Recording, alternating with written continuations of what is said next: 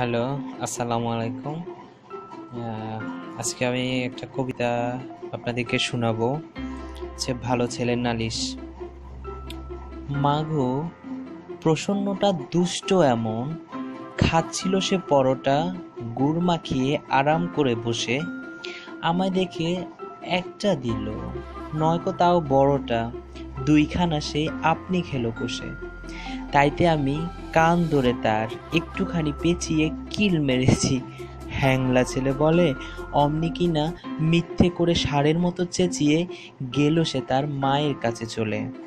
মা গো, এমনি ধারা শয়তানি তার, খেলতে গেলাম দুপুরে, বলল এখন খেলতে আমার মানা।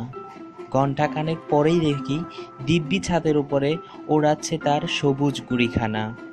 তাইতে আমি দৌড়ে গিয়ে ঢিল মেরে আর খুঁচিয়ে গুড়ির পেটে দিলাম করে ফুটো। আবার দেখো বুক ফুলিয়ে শটান মাথা উঁচিয়ে আনছে কিনে নতুন গুড়ি দুটো।